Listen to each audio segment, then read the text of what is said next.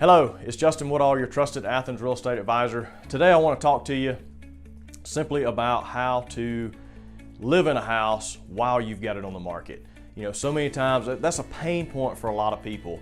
You know, they want to sell their house, but they just keeping it clean, especially if they've got kids or pets. It's keeping it clean, it's keeping it picked up, it's keeping it show ready, because having it show ready and having it clean is a vital part of getting top dollar for your home.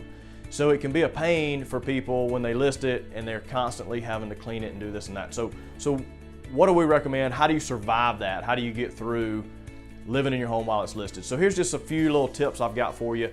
One is, I would say, price it competitively within the market. We don't want to price it low and you leave money on the table, but if we price it too high, it's going to sit on the market too long and it's going to drag out month after month after month of you vacuuming and sweeping and picking up toys and picking up clothes. So we want to price it so that it sells in a shorter amount of time. And the second thing, you want to hire an agent that's going to have an aggressive marketing plan that's going to get people in to see that house quickly. And the more showings you can have on the front end very quickly, then if you need to adjust, if there's furniture that needs to be shifted around to make a room look larger, if there's a room that needs to be painted based on feedback, or if we feel like, hey, maybe we did price a little too high because we've had a dozen people look at it and nobody's made an offer, the quicker you get people through that are buyers in the marketplace, the quicker you can get feedback and you can adjust if you need to. And so hire an agent that has an aggressive marketing plan that's going to get people in the door so you know what you're looking at. And the more people come through the door, the higher the odds, the greater the chances of you getting an offer sooner, which means you can stop cleaning up and picking up and sweeping and vacuuming. The final tip I have is to try to maintain the house in a somewhat clean and picked up condition, which would mean, you know, in most showings, we're going to give you either a day's notice or a half a day's notice before showings. So it's rare that we're going to call you and say, hey, we need to show your house in 30 minutes.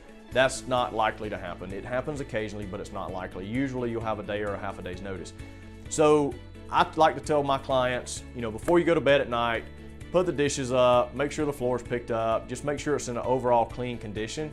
That way, if you get a call the next day and someone needs to show it later that day or needs to show it the next day, you're not killing yourself for 2 or 3 hours getting the house picked up. You can just run through it really quick, have it ready to show in about 30 or 45 minutes, and it makes your life a lot easier and a lot less stressful. So those are my tips.